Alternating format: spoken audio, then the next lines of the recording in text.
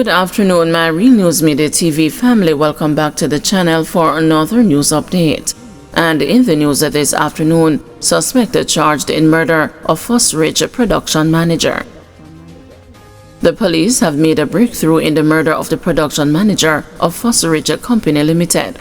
Wayne Cephas, 61, was gunned down along Malines Road shortly after leaving work on December 19 last year. Detectives of the Criminal Investigations Branch say they have charged one of the suspects involved in the shooting. He is 26-year-old Damer Mackenzie, a resident of Roberts Close in Kingston and Portmore Lane, Bridgeport in St. Catherine. It is reported that Mr. Cephas was driving his Toyota Corolla across a motorcar along Malines Road when he stopped at an intersection near Toronto Drive. Two men on a motorcycle intercepted the vehicle and opened fire, hitting Mr. Cephas. He lost the control of his motor vehicle, which sped off in the direction of Halfway Tree and collided with two other vehicles. He was rushed to the hospital, where he was pronounced dead. Following an investigation, Mr. Mackenzie was taken into custody and charged. In the probing police fatal shooting on Mountain View Avenue. The Independent Commission of Investigations is probing another fatal shooting by the police. Paul Casanova, otherwise called Pablo, the reputed leader of the Bayshore Park gang, was killed during a police operation on Mountain View Avenue on Wednesday morning. It is reported that about 4:50 a.m., the police conducted a targeted operation at 72 Mountain View Avenue in search of Casanova, who was wanted for questioning in connection with a bloody turf war in the Bayshore Park community. He was fatally shot and the firearm reportedly seized from him. The police alleged that as a result of the turf war, Casanova had fled to the Bayshore Park community to Mountain View, where he had been planning and launching attacks against his rivals. Income says 11 fatal shootings by members of the security forces have been recorded since the start of this year. Meanwhile, Acting Assistant Commissioner Michael Phipps, head of the Area 4 Police, has warned the gang leaders and wanted fugitives to cooperate with the police and desist from engaging in confrontations with law enforcement. He said the police are determined to dismantle gangs as part of its anti-crime strategy. We want them to know that we know who they are and we know what they are doing, and we will use the laws to disrupt their illegal activities. And of course, we will adopt a zero-tolerance approach regarding them. The year have not been off to a very good start in terms of the number of violent crimes that we have been seeing. And our investigations have shown so far that the gangs are responsible for the current high crime wave that we are seeing across the Area 4 space. I would like to urge the gangsters to surrender and not to in any way challenge or resist if we come to arrest them.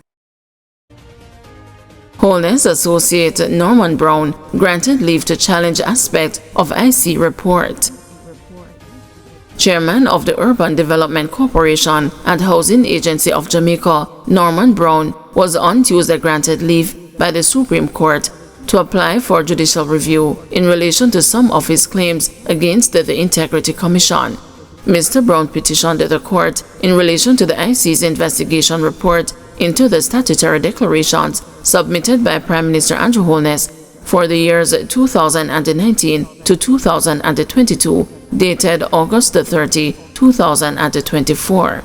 Prime Minister Holness, who expressed objection to the IC report and its decision to refer the report to the Financial Investigations Division and the Tax Administration Jamaica, was recently granted leave to challenge the findings of the IC.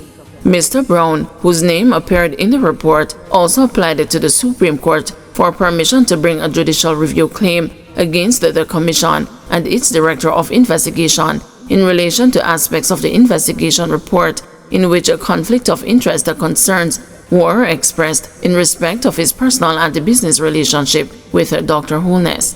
His application also sought permission to bring a judicial review claim for various declarations and a mandatory injunction to compel the Commission to amend the investigation report to remove all adverse findings made in relation to him. In a statement Wednesday, the Integrity Commission said it succeeded in challenging the grant of leave to apply for judicial review against it on the grounds that the investigation report was completed by the Director of Investigation, and as a matter of law, the Director is the relevant decision maker against whom a claim for judicial review could be made. The court therefore refused to grant Mr. Brown permission to make any of his intended claims for judicial review against the Integrity Commission. The Commission had indicated at the start of the proceedings that while it does not consider that the claim of judicial review in respect of the referrals to the Commissioner General of the THA and the Financial Investigations Division will likely succeed, it would not oppose the grant of leave to Mr. Brown to challenge them, given the low threshold that was to be satisfied for leave to be granted. The judge therefore granted Mr. Brown leave to apply for judicial review only against the Director of Investigation in relation to that claim. The judge also agreed with the Commission that Mr. Brown's application for permission to apply for judicial review in respect of the 6 declarations and the mandatory injunction he was seeking was misconceived, as they do not require leave from the court. A date for the hearing is to be decided. Alleged gangster ex-soldier killed in reported clash with the police.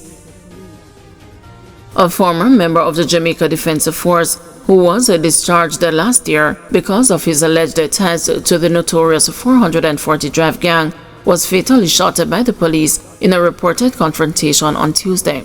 He has been identified as 24-year-old Alex Madden of a Kingston 11 address. Reports are that about 9 p.m. on Tuesday, members of a police team were on an operation in Bridgeport, Portmore, when Madden was accosted. He reportedly challenged the cops with a firearm. The police took evasive action and fired at Madden, who was hit. He was taken to the Spanish Town Hospital, where he was pronounced dead at 9:15 p.m. The police say a high-point 9mm Luger pistol, along with a magazine containing 6 9mm rounds, was taken from Madden. According to news sources, Madden is alleged to be a top-tier member of the 440 Drive gang, which has been involved in a violent conflict in the St. Andrew South Police Division since last year. He was linked to 3 murders and 1 shooting committed in the St. Andrew South Police Division since November 2024. He was also wanted for questioning in connection with an attempted murder. The Independent Commission of Investigations is probing the incident. Trial date is set for woman accused of assaulting minor and stealing his phone. A woman who allegedly assaulted a minor and took his phone was given a trial date when she appeared in the Kingston and the St. Andrew Parish Court on Tuesday. Anne-Marie Williams is currently facing charges of assault occasioning bodily harm and larceny in relation to a 2023 incident. According to court documents, Williams visited the minor's house where it is alleged that she struck him and took his phone. She was later arrested and the phone was recovered at the police station. During Tuesday's hearing, Senior Parish Judge Sanchez Borrell said the matter was ready for transfer despite the absence of a medical report for the minor. The case was then transferred to Court 4 and the trial date is set for March 18 to 19, 2025. Guys, thank you for watching. See you this evening at 6 p.m. for another news update.